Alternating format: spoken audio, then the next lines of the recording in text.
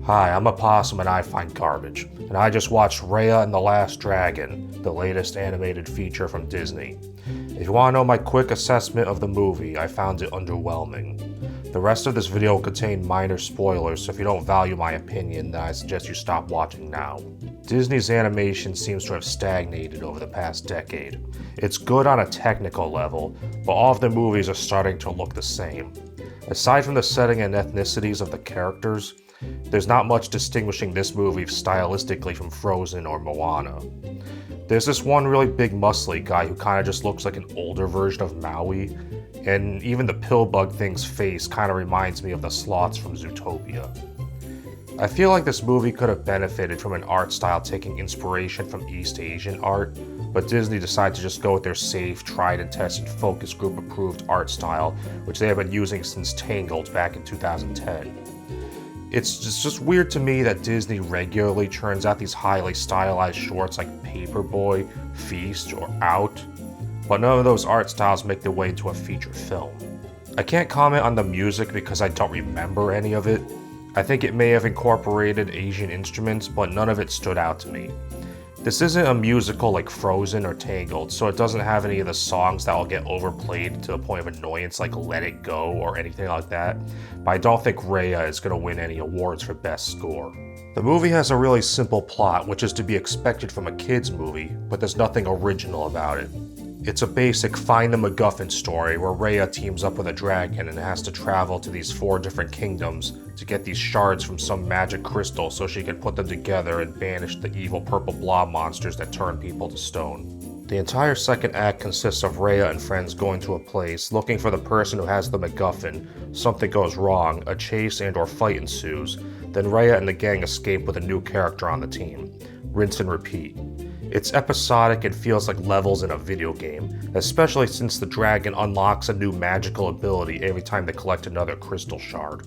The movie tries to have this moral about how you should trust people, but it's really muddled because the whole reason the world ends up needing to be saved is because Raya trusts some girl from a rival kingdom who almost immediately betrays her in an attempt to steal the magic crystal. And it's during the ensuing mayhem that the crystal breaks apart.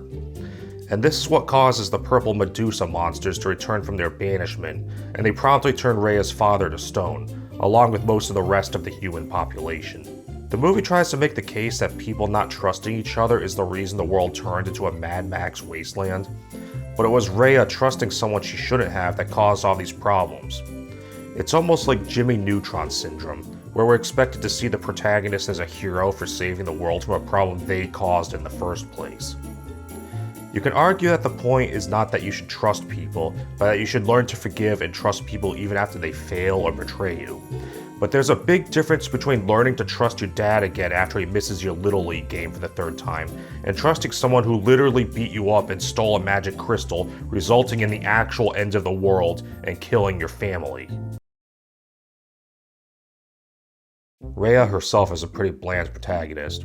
She doesn't have any wants or interests outside of finding the crystal shard so she can bring her father back. I guess we're supposed to think she's cool because she's also a martial arts prodigy, but honestly, the martial arts aspect doesn't add much to the movie. There are a couple scenes where she fights the villain one-on-one with this wavy sword thing that breaks up into a chain covered in blades, like Ivy from Soul Calibur. But aside from the visual, the fact that she's a martial artist doesn't really have anything to do with the plot.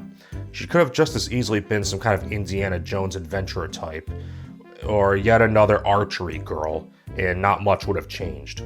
It makes me wonder if the whole martial arts aspect was only included because this movie was based on East Asian culture.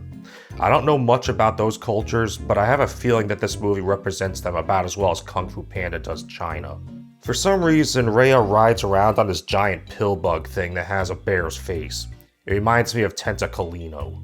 When Raya meets the dragon, it turns out this magical creature who everyone thought was some kind of badass hero is actually a loser, which feels like a repeat of the Manticore character from Onward. At some point, she takes the form of a middle-aged woman with Princess Celestia hair, and she stays like that for most of the second act until she needs to use her dragon powers to save Raya. While in human form, the dragon continuously misunderstands human behavior in ways that are meant to be funny, but it doesn't really make sense because she also doesn't understand aspects of her own world. It's not like she was summoned from another dimension or something. Raya revives her after she disappeared 500 years prior.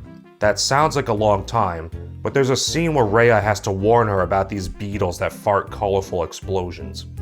Did those things not exist 500 years ago? Or is the dragon just an idiot? The main villain is the girl who betrays Raya at the beginning. She's the princess of a rival kingdom, and for some reason, she has this sort of punk rocker side shave haircut. Her mother has the same haircut, so I guess it's just the haircut of royalty in this world. But for a movie that's ostensibly based on East Asian cultures, it really doesn't fit the aesthetic. There's also this little kid character who cooks and drives the boat, and that's pretty much it. And there's also a big strong dude who I don't recall ever doing anything of significance other than momentarily slowing down Raya's quest before joining her. We also get the obligatory non-talking sidekick, but this movie has more than one, and they take the form of 3 monkeys and a baby who knows kung fu. That's her entire character. She's a baby who knows kung fu, and that's supposed to be funny. I already mentioned the farting beetles, but the movie is full of dumb humor like that. And I guess that's to be expected from a Disney kids movie, but I don't recall laughing at anything in this movie even once. I looked up what the professional critics are saying about Raya, and it seems like a lot of them are just giving it praise because it represents Southeast Asian cultures, and I guess that makes it progressive. Well, I'm not about to pretend the movie is better than it really is just because it ticks some demographic checkbox. The movie doesn't even really take place in any Southeast Asian country. It's a fictional setting that just kind of amalgamates all of those cultures into one, and I don't know if you can really say it's representative of any of them because, as far as I'm aware, none of the plot or creatures seen in the movie have anything to do with any mythologies or folklore associated with those cultures, except for maybe the dragon. That is, unless farting beetles have some connection to Buddhism that I'm not aware of. Beyond there being Southeast Asian people in the movie, I don't know if it has anything at all to do with those cultures. So if you're Southeast Asian and you're looking for a movie that represents your culture, I would say you should look elsewhere. But most of Southeast Asia doesn't even get Disney+, so I guess most of you don't even really have much of a choice in the matter anyway. At least not legally. If I were to give this movie a numerical score, it would be a 6 out of 10. Overall, I wouldn't say Raya and the Last Dragon is bad, but I have little to say in its defense. It didn't make me angry and I wasn't bored. But it's definitely not worth paying $30 to watch it on Disney+, or however much it would cost to see it in a theater. If you need something to keep your kids quiet for a couple hours, you should wait until June 4th when this movie will be free on Disney+, and just let them watch any of the countless other Dragon movies that are already free on other streaming services in the meantime. So that's my video. Like, comment, subscribe. Bye.